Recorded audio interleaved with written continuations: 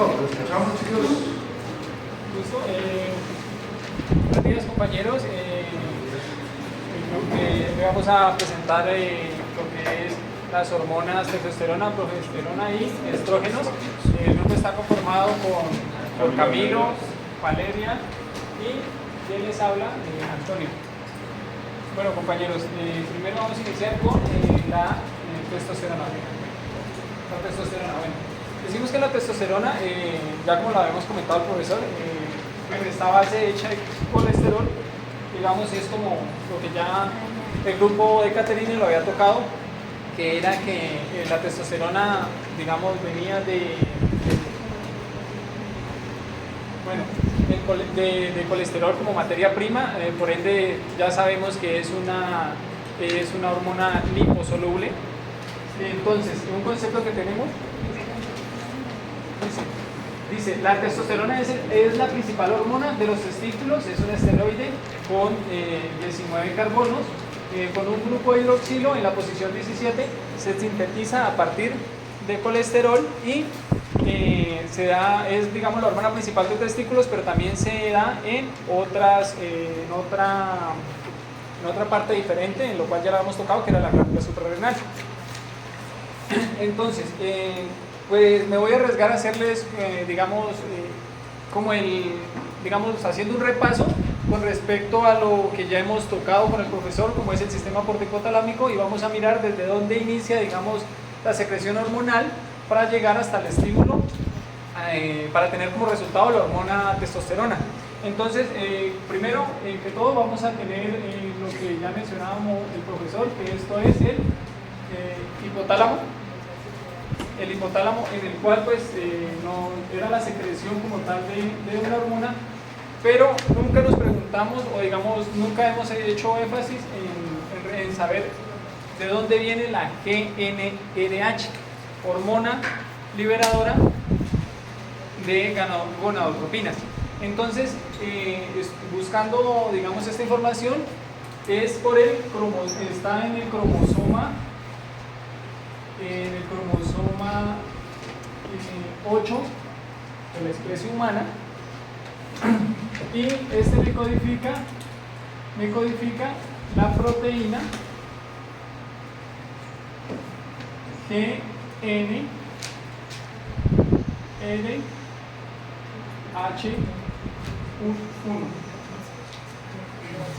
¿Sí? Listo. Entonces, para tener en cuenta que en el cromosoma 8 se sintetiza la proteína GnRH1, la cual me va a codificar, o la cual me va a impulsar para realizar la hormona GnRH, hormona liberadora de gonadotropina. Listo, como ya el profesor lo mencionaba, esto se hace a nivel del hipotálamo en el desarrollo embrionario, pero en el cual no vamos a profundizar, pero pues de igual manera lo vamos a tener en cuenta. Entonces, esta hormona se va a sintetizar a nivel del hipotálamo, como el profesor ya lo había mencionado, en el núcleo supraóptico. ¿Sí? Entonces, en el núcleo supraóptico. Entonces, ese era el primer núcleo que el profesor nos mencionaba en el desarrollo, en lo que íbamos a hacer en el sistema portahipotalámico hipoficiario. Listo. Tenemos el preóptico, perdón. Entonces, listo, el núcleo preóptico.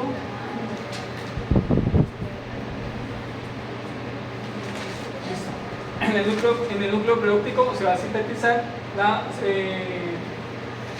hormona liberadora de gonadotropina, la cual nos va a llegar a la eminencia media, sus dendritas terminales, por decirlo así. La síntesis es lo que siempre hemos venido manejando, lo cual es un estímulo, y en el núcleo, que es el importante, en el cual me va a hacer la traducción, luego la traducción a ARN, va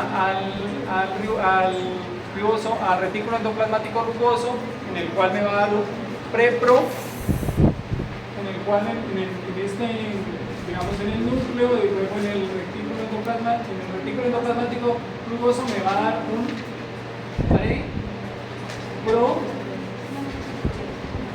NRH.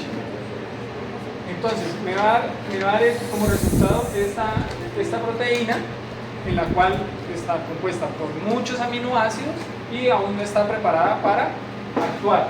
Entonces, como ya el profesor lo mencionaba, o ya le hemos venido manejando ya este tema con respecto a después del ARN mensajero, el cual llega para hacer la traducción, y esto se realiza en el retículo endoplasmático rugoso. Luego de esto va a ir al aparato de Golgi, en el cual ya se va como a cortar, entonces ya ahí se va a separar de pre-GNRH y pro-GNRH, y últimamente va a ser activado para después ser empaquetado, como se hablaba el profesor, en el terminal, una cosa que todo el mundo llega ahí y luego se empaca, y esta hormona va a dirigirse ahí sí a la eminencia media, que es donde se va a secretar.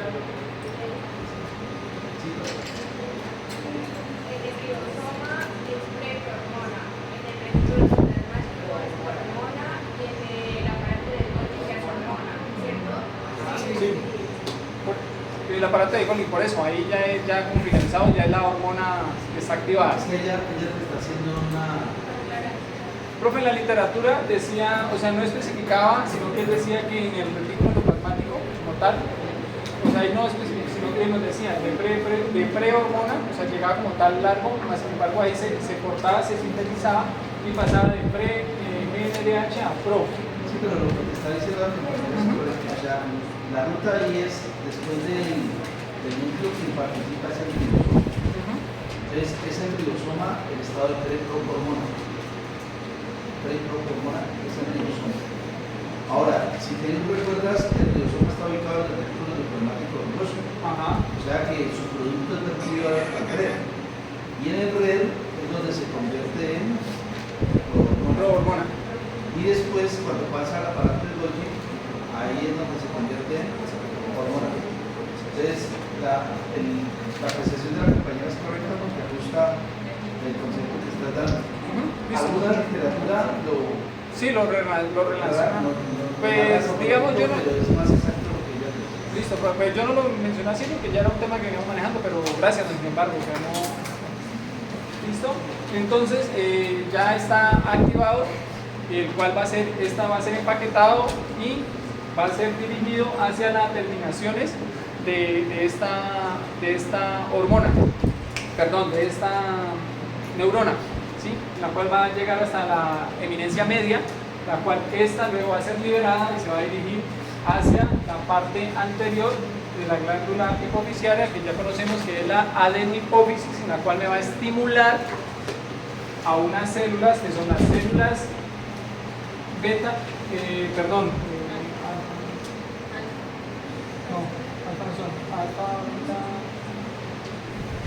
gamma, delta son, a las células delta, o también células,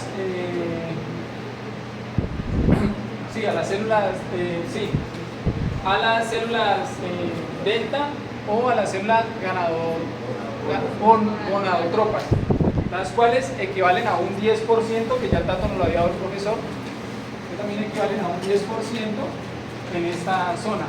Y esta me va a liberar a dos hormonas, que siguen siendo proteínas, que van a ser la LH, que es la luteinizante, y la FSH, que son hormonas que son localizadas, las cuales van a tener un órgano diana, en el cual ya sabemos que en hombre van a ser testículos y en mujeres van a ser los ovarios.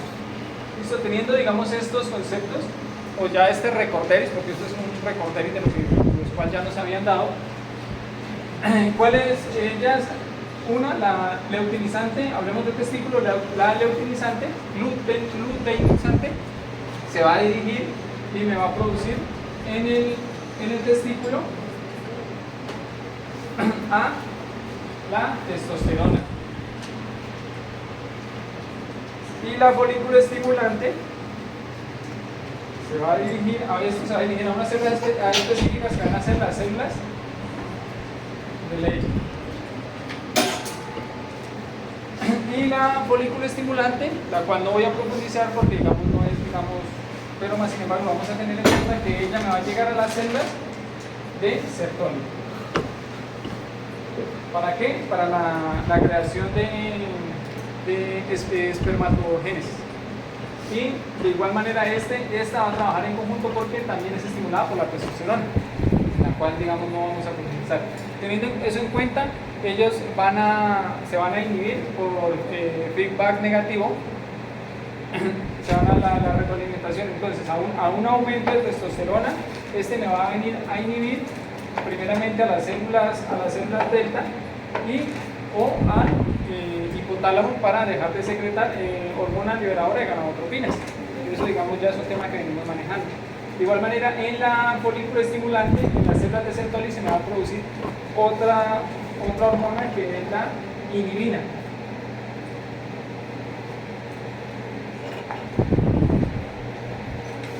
También lo mismo, esta va a ser por feedback negativo, la cual va a subir, digamos, a un aumento, a una secreción de folículo estimulante en las células de Sertoli para espermatogénesis. También va a producir esta hormona, la inhibina, la cual por feedback negativo va a subir a la adenopófisis, me va a decir a las células delta, hay mucha producción, como se aumenta esta producción, me va a decir no secrete más LH y FSH, y también puede subir hasta el hipotálamo y decir no secretemos más hormona liberadora de gonadotropinas. Bueno, sí, las células de Sertoli es la que me produce la inhibina. Entonces, como ya lo hemos mencionado, el colesterol digamos, es como esa materia prima. Aquí tenemos la mamá como tal para la producción de andrógenos, y lo cual nos va a llevar, ya en la siguiente diapositiva les voy a mostrar las enzimas, que era lo que el profesor nos recomendaba mucho. Digamos que es más que esta estructura aprendernos, es como tal las enzimas y digamos los productos como tal. Como lo mencionaba, del colesterol pues va a pasar a pregnenolona, lo cual ya lo vamos a ver. Esta imagen es una imagen que nos regala Canon, la cual digamos no especifica las enzimas, pero en la siguiente diapositiva vamos a mirar como tal el resultado y las rutas para llegar como tal. Esto listo, bueno, para tener en cuenta, entonces ya habíamos hablado en el tablero, hablamos con respecto a lo de los testículos, la secreción de estas hormonas, pero hay que tener en cuenta que no solo se sintetiza a nivel de los testículos, también mis compañeros lo tocaban ayer y nos recordaban que nos decían que en la glándula suprarrenal también era que nos creaba nos creaba, digamos, estas hormonas androgénicas, perdón, esta palabra es androgénica. Entonces, nos decía que la testosterona pues, se sintetizaba a partir del colesterol, y en las células de Leydig, como ya lo mencionamos, también se forma a partir de androstenediona, secretada por la corteza suprarrenal, como lo miramos ayer, en el cual que la glándula suprarrenal, su corteza se divide en 3 capas. Ahí están las porciones: en la zona 1, que es la glomerular, el 15%, la zona fascicular, el 5%, y la zona reticular, el 10%. Entonces tenemos el colesterol, que gracias a la colesterol desmolasa me va a pasar a pregnenolona, y en la cual esta pregnenolona, gracias a la enzima 3 hidroteroide deshidrogenasa, me va a pasar a progesterona. Aquí estamos bien, esto es en la zona 1, la zona glomerular. Hay que tener en cuenta que el resultado final que estamos buscando es llegar a androstenediona.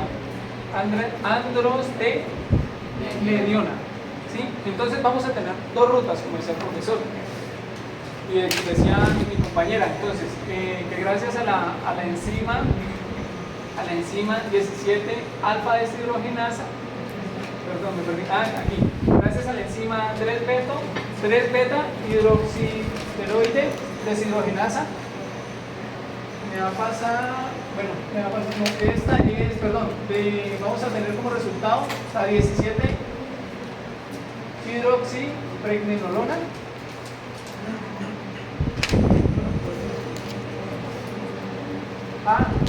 Esta era la misma, para aclarar, esta era la misma enzima que decía el profesor que actuaba sobre todo toda la capa, sino que lo que el profesor nos decía, que Gayton se había ahorrado ese poquitico de tinta, era que mencionaba, digamos que es como el recorderio. Entonces, gracias a esta misma enzima, vamos a tener como resultado el 17-hidroxipregnenolona. Y acá vamos a tener, esta es pre, y acá vamos a tener la 17-hidroxiprogesterona, en la cual esto me va a llevar, puede tomar la ruta de arriba, en la cual gracias a la enzima 17-20 liasa, me va a dar como resultado en la capa reticular el deshidroepiandrosterona, y poner la ruta de abajo en la 17-hidroxiprogesterona, me da como resultado gracias a la enzima 17-20 liasa, la androstenediona. Hay que tener en cuenta que de aquí puede también tomar esta ruta. Por eso, digamos, son dos rutas para llegar acá, y esta es la otra ruta, la pre y la pro.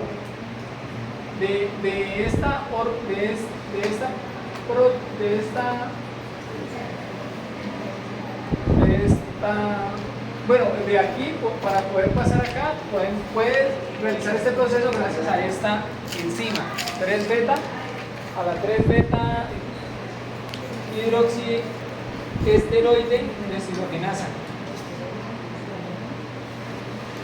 ¿Listo? O un poquitico de que ya el profesor había, digamos, va a interactuar, digamos, entonces sí se puede decir. Bueno, entonces,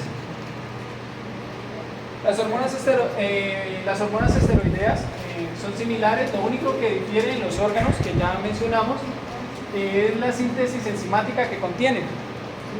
En las células de Leydig no hay las hidroxilasas 11 y 21 halladas en la corteza suprarrenal, pero posee una 17-alfa deshidroxilasa, una enzima, por lo tanto la pregnenolona se hidroxila en la posición 17 y luego sufre segmentación en su cadena lateral para formar dehidroepiandrosterona.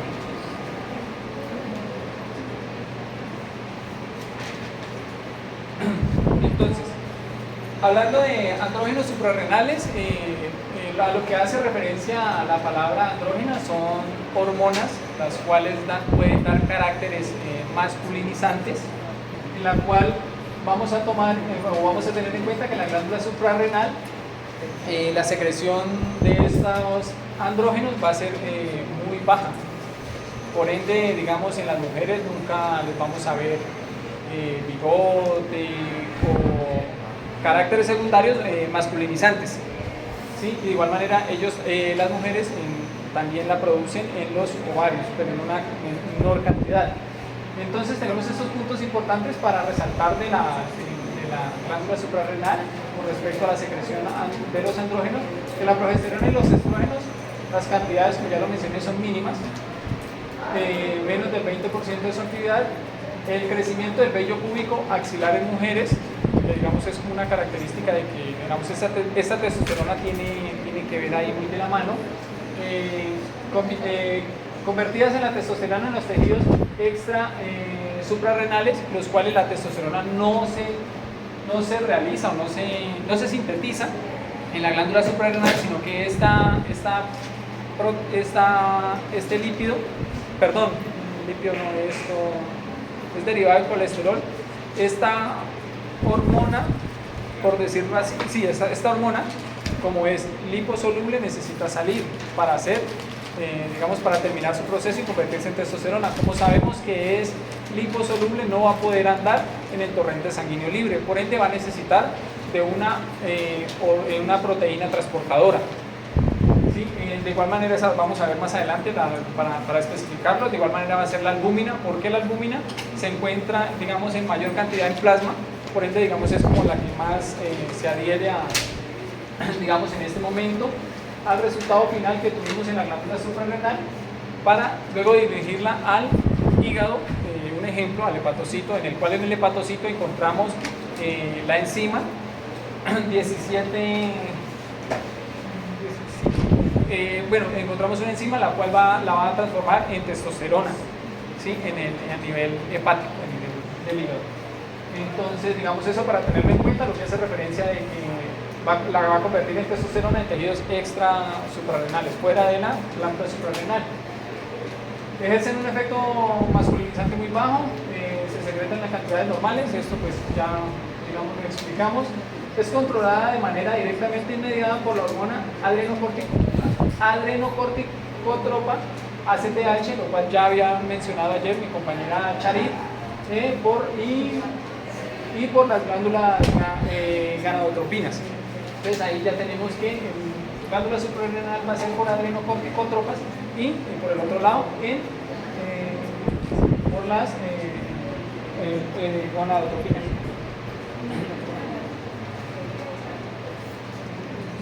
El libro de Gayton en la literatura nos menciona que puede haber un exceso de secreción de andrógenos a nivel de la glándula suprarrenal si existe un tumor en la glándula suprarrenal. ¿Qué es un tumor? Es un crecimiento de células que no tienen un control. Entonces, por ende, si va a haber más células, va a haber más secreción, digamos, o más creación de esos andrógenos. Para, digamos, tenerlo en cuenta, si sobrepasan los niveles, y depende de qué personas, quién son, si es en mujeres, pueden haber efectos secundarios de masculinización.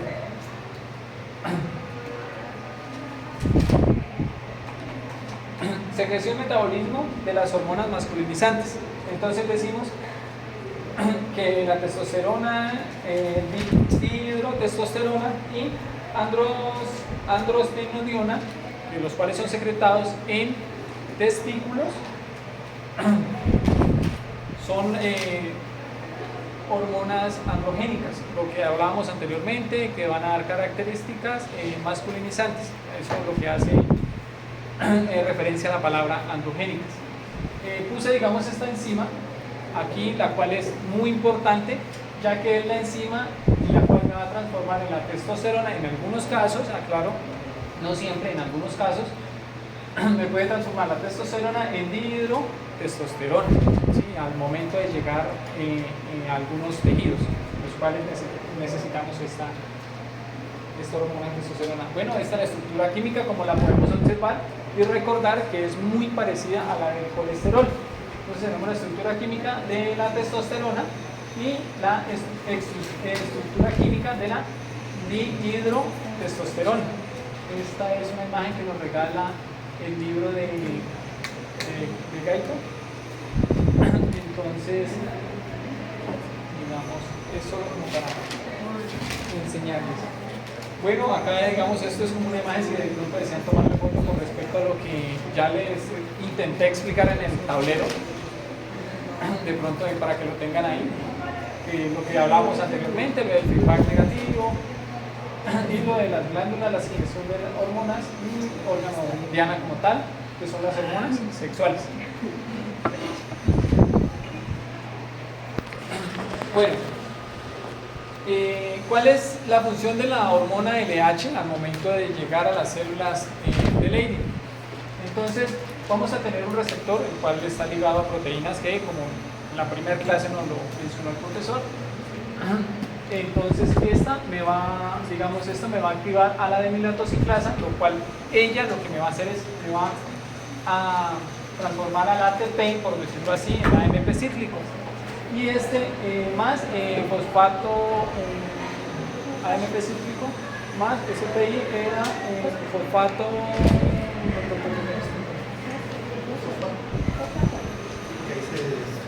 la literatura decía fosfato.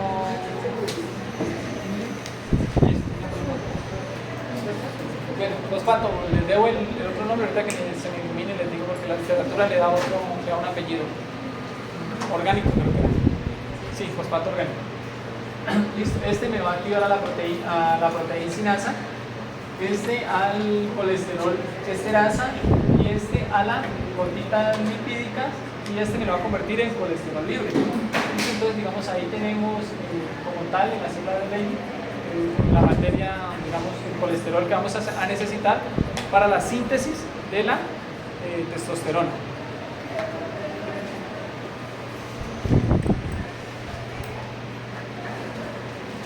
Bueno, al tener el colesterol libre,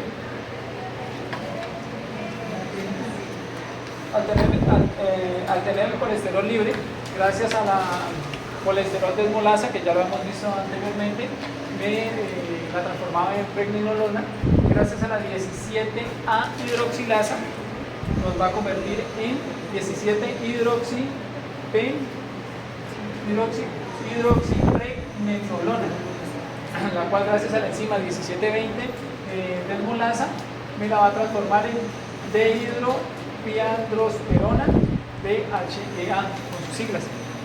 Y esta, gracias a la enzima 3-beta HSD, me la va a transformar en androstenediona.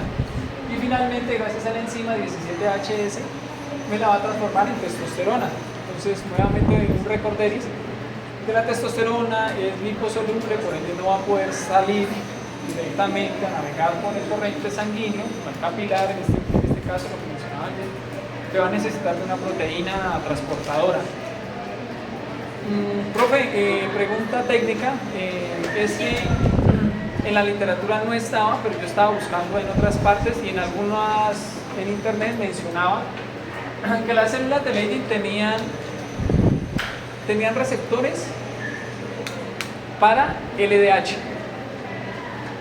¿Sí? Yo, digamos, como no estaba metido por el libro, no los puse, pero creo que sí yo los había puesto.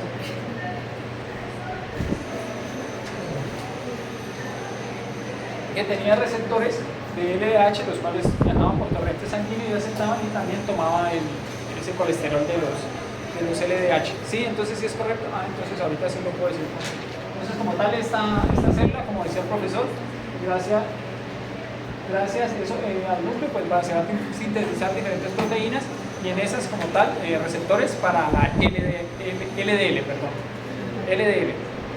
¿sí? Que son de colesterol de baja densidad, para tenerlo ahí, digamos, en el concepto.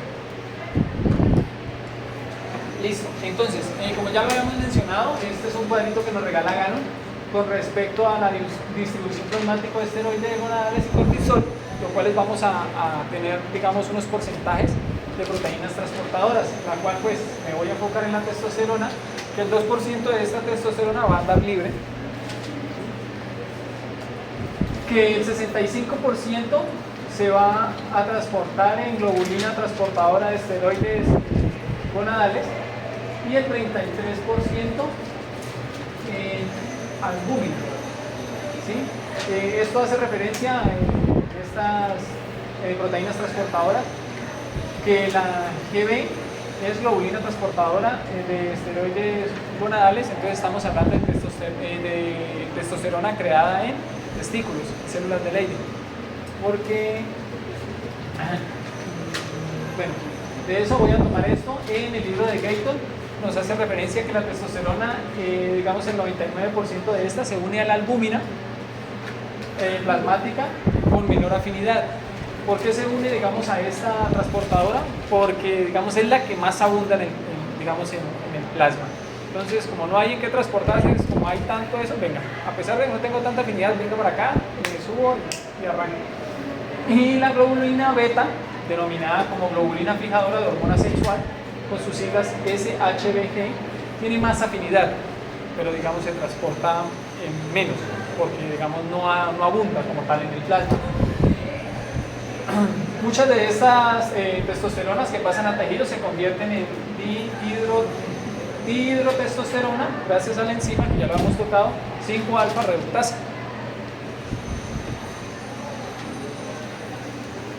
Bueno, vamos a mirar y aquí, digamos, podemos mirar unos mecanismos de acción con respecto a la testosterona. Digamos, aquí pues va montadita como tal en la proteína transportadora, no está sola, para aclarar. Entonces, en los mecanismos de acción, dice, penetra las células, conversiona dihidrotestosterona, como ya lo mencionamos, gracias a la enzima 5-alfa reductasa, unión a una proteína, ¿Dónde estaría el receptor si sabemos que es una lipoproteína, que es un estrógeno? ¿Dónde estaría el receptor de la testosterona? En el citoplasma.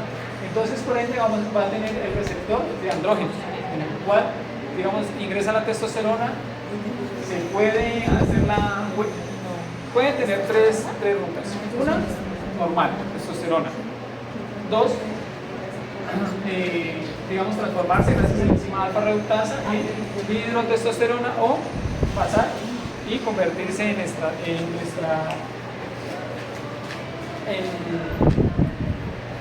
estradiol, que es un estrógeno, podría ser otra ruta como tal. En este momento, digamos que estamos en próstata, voy a aclarar esto, digamos, estamos en una célula de la próstata, y en lo cual esta dihidrotestosterona se me va a dirigir al receptor que tenemos, al receptor androgénico que hay en el núcleo, y me va a comenzar a sintetizar proteínas. Entonces, en el proceso de transcripción y traducción, ¿para qué? Para la estimulación de producción de las proteínas de la célula receptora, como tal.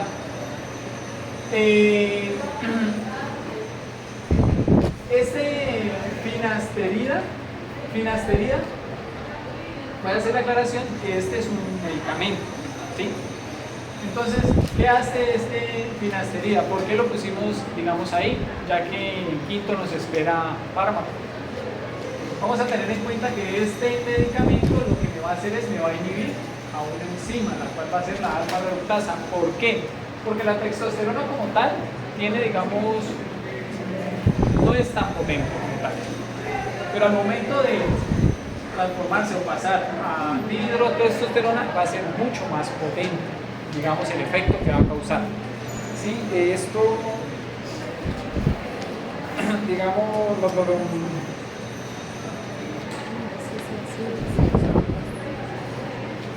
esto, digamos, en problemas en la próstata, cuando, digamos, la tenemos en inflamación, eso es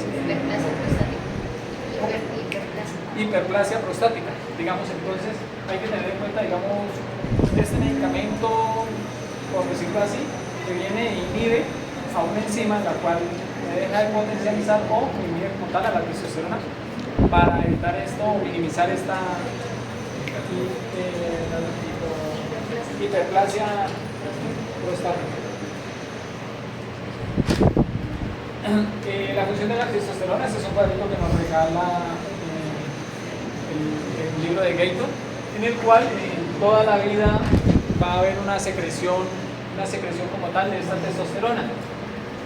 Entonces dice que en el primer trimestre de gestación, pero en la línea principal vamos a tener la testosterona plasmática, y acá como tal pues va la producción de espermatozoides, pero de igual manera nos vamos a fijar como tal en la línea roja, la cual va a ser la producción de testosterona, digamos, desde la edad gestacional hasta la vejez. ¿Listo? Nos dice que en el trimestre de gestación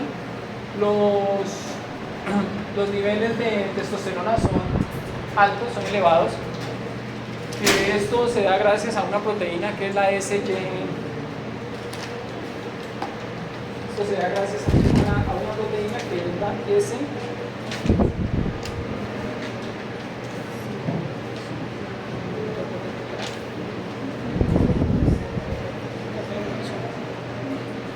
La SRY, ¿sí? Entonces esta proteína SRY se encuentra, digamos, ¿por qué esos niveles tan altos? Profe, me corrige, es porque, digamos, estamos hablando de un feto masculino. Sí, ¿cierto?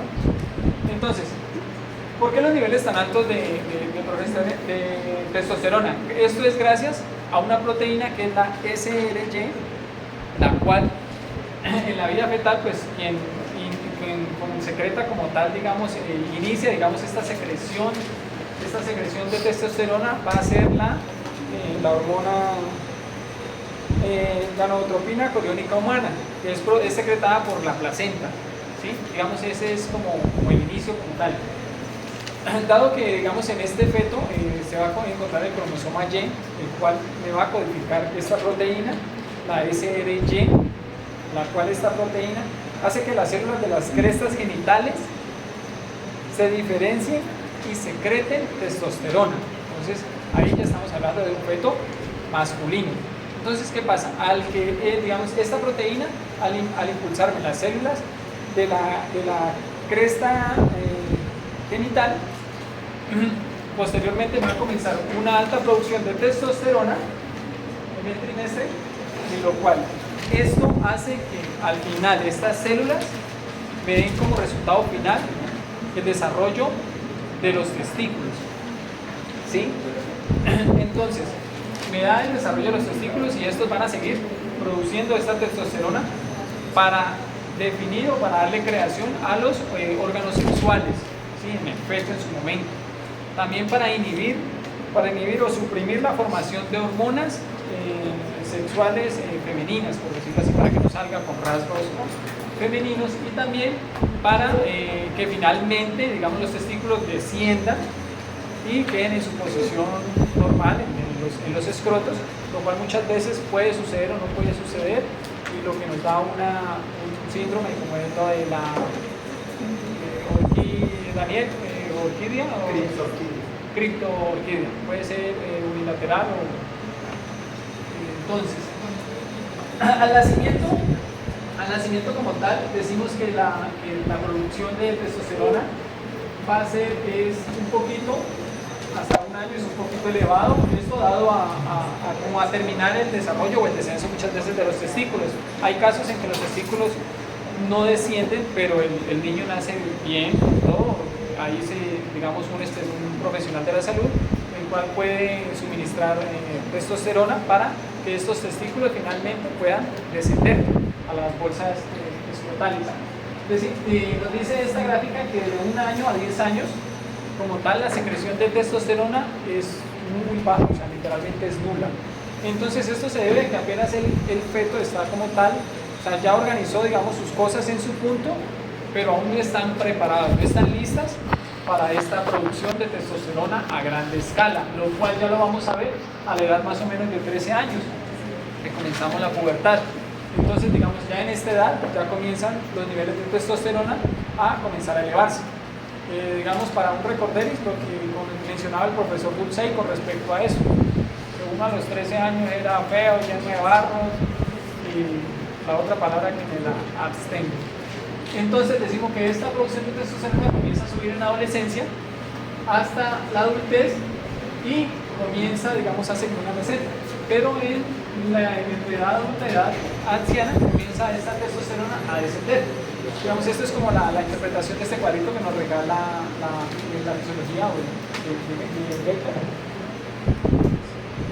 ¿Alguna duda? ¿Me entendieron? Digamos, como los santos. Antonio, el segundo pico era liderado también por la SLT. No, ¿el segundo pico? Sí, la Este. O era porque ya, digamos, estaban formados los testículos. Digamos, esta producción, esta ya es la testosterona como tal, digamos, los niveles que vienen. Normalmente esta producción de testosterona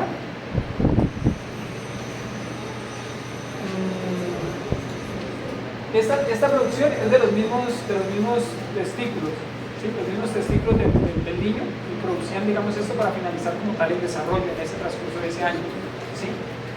Pero de igual manera, o sea, lo hacía para finalizar, como para decir, listo, ponemos las cosas en su sitio, pero más no para una producción alta de testosterona, por decirlo, como produzco esta testosterona para finalizar como tal. Eso tiene un nombre, eso es para finalizar los efectos masculinizantes primarios, ¿sí? Entonces, acá este otro pico me decía eran los efectos de masculinización o para masculinizarse secundarios, ¿sí? Que era lo de la pubertad. Ya vamos a mirar unos efectos que tienen en esta testosterona en la pubertad. Efectos de la testosterona, bueno, a nivel fetal ya lo mencioné, que es el descenso de los testículos a nivel fetal, que esto se sucede después, digamos, ya casi finalizando, digamos, como tal el embarazo, por decirlo así.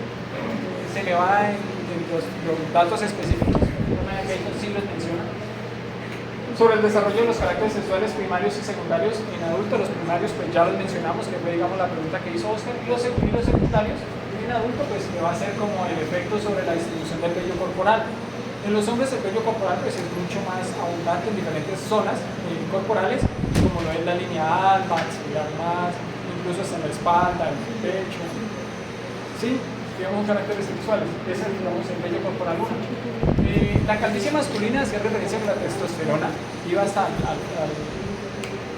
folículo, y como tal que la testosterona lo que hacía era debilitar el folículo como tal, y por eso muchas veces se daba la calvicie. La calvicie era producto, muchas veces podría ser producto una herencia digamos genética, o muchas veces podría ser por un alto secreción de testosterona, digamos. No sucede en todos los casos, pero en algunos casos. Efectos de la voz. Sabemos que de la pubertad vamos a tener a la adultez, vamos a tener un punto donde nuestra voz ya se va a engrosar, el timbre de la voz, vamos a hablar, digamos, ya no con esa voz de niño, sino ya con un poquito una voz más gruesa, por decirlo así. Aumento de la piel y contribuir al desarrollo del acné. Entonces, como vamos creciendo, nos vamos desarrollando, entonces esta testosterona nos puede desarrollar el acné, que es normalmente lo que todo el mundo sufre en la edad de la pubertad. El aumento de la formación de proteínas y desarrollo muscular. El profesor nos hizo mención, o no profundizó, pero nos hizo mención, nos mencionó con respecto a estos estrógenos. Muchas veces se aplicaban esto porque dicen, no, es que desarrolla proteínas y desarrolla músculo, entonces no voy a aplicar. No, esto no se puede hacer, al menos de que esté, digamos, por un profesional y sea para, digamos, como en el caso anterior del niño, para finalizar el descenso de los testículos. Pero más sin embargo, pues el desarrollo muscular a la testosterona normal que producimos sí se es porque nosotros somos como un poquito más acuerpados que las mujeres, tenemos como más desarrollo muscular. Y aumento de la matriz ósea y provoca la retención de calcio. Hacía referencia con respecto a la pelvis, que la pelvis de nosotros los hombres es muy diferente a la de las mujeres, y eso es gracias a la testosterona, porque las cavidades, digamos, ustedes que son futuras madres, pues la pelvis es diseñada para eso, mientras que los hombres más amplias, más anchas, por decirlo así. Mientras que los hombres pues no, entonces por ello la testosterona digamos es esencial en eso. Incrementar la tasa de metabolismo basal, y mencionaba también que tenía efectos sobre la glóbulos rojos,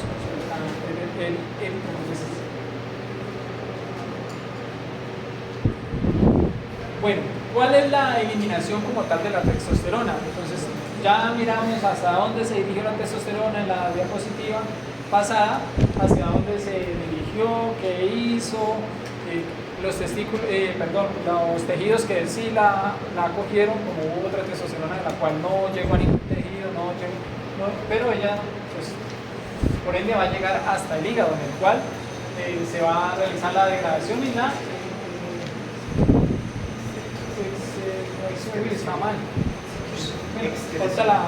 es excreción de la testosterona. Bueno, entonces dice que al llegar al hígado se me va a transformar en androsterona y deshidroepiandrosterona. Androsterona. Bueno, al tener esto, digamos, estos resultados como tal en el hígado, sabemos que son liposolubles, por ende, para la eliminación va a ser complicado uno eliminar un liposoluble, por ende, gracias al hígado, que va a tener dos ayudantes que se van a conjugar, que se van a hacer teóricos, es el glucurónidos y sulfatos. Lo que estos son hidrosolubles. Ellos van a ser, incluso no es solo específicamente de esto, solo para este trabajo. Ellos trabajan en fármacos, ellos son como desintoxicantes del hígado,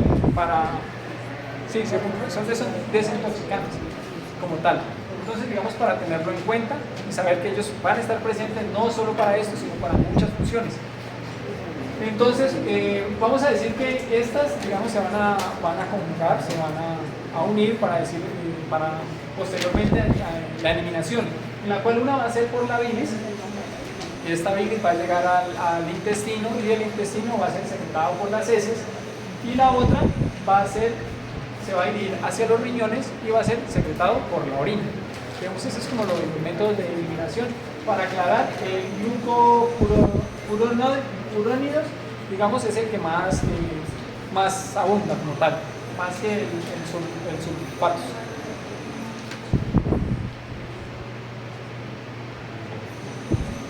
Bueno, vamos a hablar de hipogonadismo en hombres. Entonces, el hipogonadismo, acá tenemos, digamos, un ejemplo que es el síndrome adiposo genital, el cual es un adolescente, el cual tiene su masa corporal o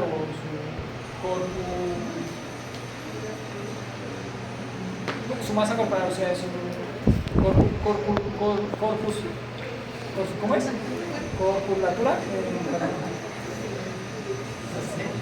Tejido adiposo. No.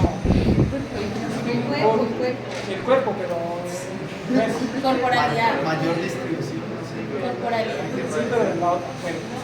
Entonces, podemos observarlo, pues no podemos tanto observarlo, pero sí él tiene tejido adiposo abundante y tiene un pene pequeño. Sí, entonces, digamos, esto se da gracias al hipogonadismo, o sea, ausencia de testosterona. Entonces, digamos, ausencia de la testosterona, lo cual no le ayudó en su etapa, en el pico que miramos en la gráfica, donde se aumentaba la testosterona en la pubertad. Digamos, él no tuvo, digamos, este nivel de testosterona, con un bajo nivel de testosterona, el cual no ayudó al desarrollo, en este caso, del pene, en el cual, digamos, es un síndrome adiposo genital, por resumirlo así. Si durante la vida fetal los testículos no funcionan en el feto como tal, no se desarrollará ninguna de las características sexuales masculinas, hablando de un feto masculino. Y si no se desarrollan características sexuales masculinas, entonces no va a haber quien suprima las características sexuales femeninas. Por ende, pueden desarrollarse, digamos, características sexuales femeninas en una persona con hipogonadismo, el cual, profe me corrige, creo que es el pseudohermafroditismo que se podría causar, que de igual manera ya lo hemos tocado. Hipergonadismo es el aumento de, digamos, como tal, de las gonas, de la producción como tal. Hablando de testosterona, en raras ocasiones los testículos pueden desarrollar tumores, nuevamente, que es, digamos, la reproducción de células a gran escala, lo cual en las células intersticiales, lo que dice el libro de Gregson, en las células intersticiales de Leydig, estos tumores hacen que se produzca hasta 100 veces más de la cantidad normal de testosterona. El profesor nos tocó este tema con respecto a que cuando hay un aumento, digamos, en la hormona digamos, en esta hormona, se puede hacer osificación de las epífisis, lo que él nos decía, en el hueso o en una porción, el cual va a comenzar lentamente a crecer y a darnos, como digamos, esa estatura. ¿Sí? Lo traigo, digamos, a relacionar porque es muy importante, digamos, que a un aumento de esta testosterona se puede osificar, digamos, rápido esta epífisis. Por ende, el niño no va a alcanzar el tamaño normal o adecuado como tal, o el tamaño digamos, que se desee. Y un desarrollo excesivo de órganos sexuales como tal, o son de características sexuales masculinas. Entonces, como el exceso de vellosidad en el cuerpo muchas veces. Mencionaba en el hipogonadismo también lo que era eunuco, también, digamos, que es como tal, digamos, eunuco, digamos, en una persona que está en pleno desarrollo, que muchas veces esta persona pues, puede llegar a su edad adultez, pero muchas veces tiene voz de niño, o sea, no alcanzan a desarrollar características masculinizantes. Eso, digamos, es como una de las características. Sus genitales también podrían quedarse así, digamos, pequeños, gracias a eso, al hipogonadismo, digamos al bajo nivel de testosterona. Algo por decir, algo de pronto, si me equivoqué, me perdonan. ¿Sí? No, al final de la llave, no sé si me Bueno, vamos a continuar con progesterona y estrógeno. Primero vamos a ver un tema principal que es la anatomía. En esta están involucradas tres partes, el cual pues,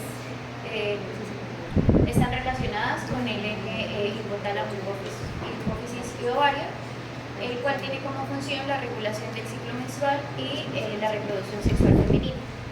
Entonces, en estas tres partes tenemos los ovarios, los cuales producen óvulos y hormonas sexuales femeninas como el estrógeno y la progesterona. Las trompas de Falopio, los cuales son conductos que transportan el óvulo desde el ovario hasta el útero y es el lugar donde suele ocurrir la fecundación. Y el útero, que es el órgano muscular donde se implanta y desarrolla el óvulo fecundado. Bueno, tenemos la producción de hormonas esteroideas que vimos en la exposición de la glándula suprarrenal, el cual dice que son sintetizados principalmente pues, en la glándula suprarrenal, las gónadas, la placenta y el sistema nervioso central. Las hormonas estrógenas están divididas en tres: las mineralocorticoides, glucocorticoides y las sexuales. Las mineralocorticoides nos van a generar aldosterona, las glucocorticoides cortisol y las sexuales progesterona, estrógenos y andrógenos, el cual pues nos vamos a enfocar obviamente en estas.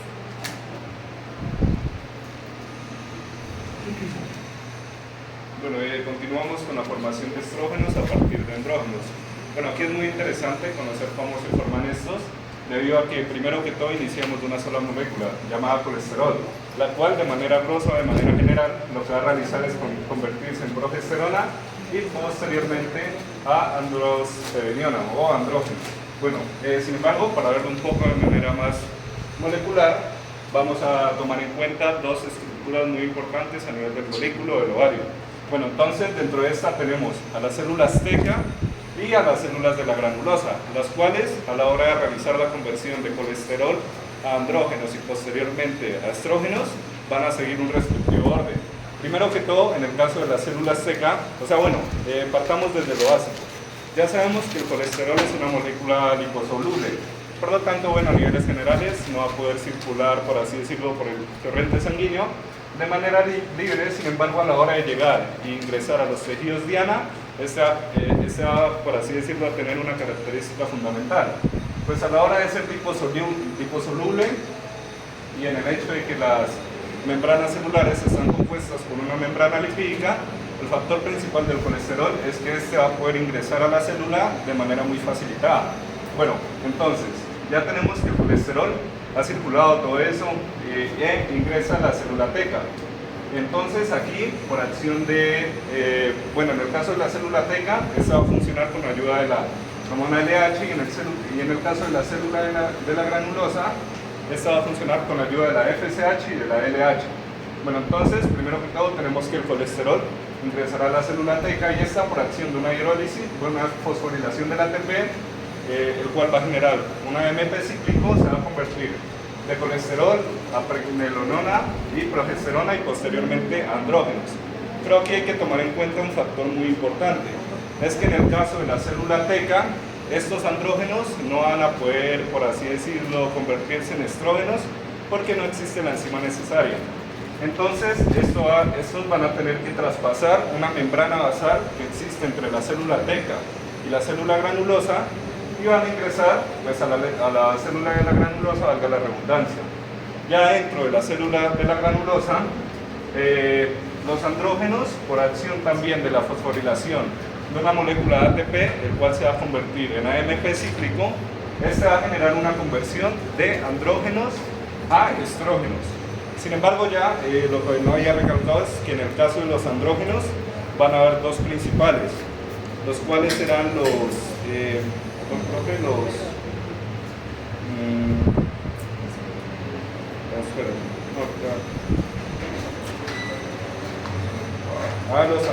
los cuales serán la androstenediona y la testosterona.